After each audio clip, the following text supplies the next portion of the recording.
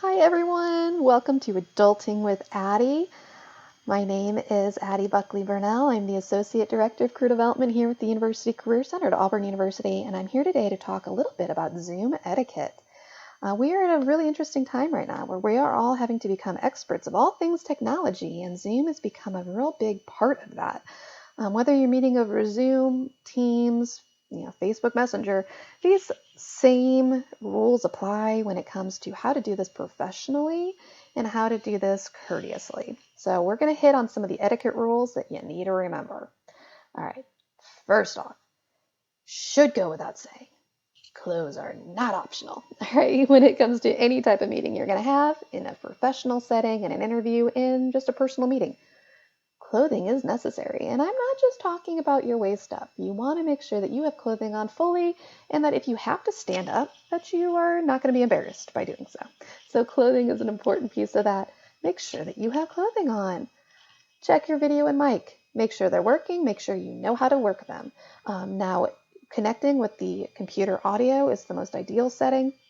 And depending on how the host has set up the meeting, you might come in already muted, you might come in with video already. It's really up to them. But you have options of calling in video or computer audio. The most ideal would be computer audio and mic. Make sure they're working. No distractions. That means no distractions for you and to avoid distractions for your host. When it comes to distractions, some of the most common distractions are going to be things in the background. So if you have a busy background, or if you don't have a space in your home or office that is not distracting in your background, great one. Use a virtual background. You can do that for free using Canva. The university has some. There's even some already built into Zoom. You can watch my other video on how to do that. But having a setting with your virtual background could be beneficial for you. Make sure that things are not in the background that are going to distract you or anyone else. If the dog is barking, if the doorbell is ringing, if somebody has to walk behind you, that's not ideal. That's going to distract whoever you're in the room with.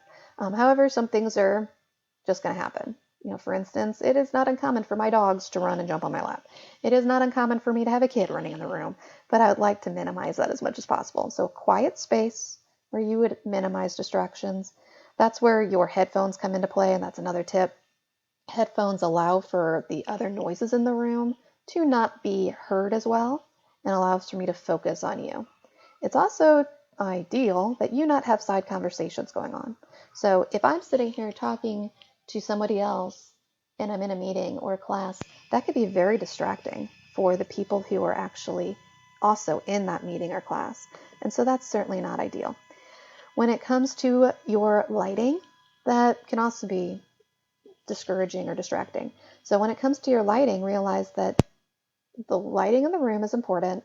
Sitting in front of a window is not ideal. When you sit in front of a window, you become darker. So ideally, you'll sit in a setting where the window is facing you so that you have pretty natural lighting. However, that's just not always realistic. So if you have a window that is in the view like this, make sure it's minimal so it's not making you darked out. When you are in a meeting or a class, if the host has not already done so, mute yourself. If you're in a one-on-one meeting, this is not as necessary, but when you're in a meeting with multiple people, have your mic on mute so that if there's a noise, if there's a distraction, if your phone rings, it's not distracting to everyone else. That way the person who is speaking has the full attention. That is an essential and amazing how many people don't do that. So please mute yourself. Be on time. Plan ahead, all right? If you have a meeting set up, devote that time to that meeting.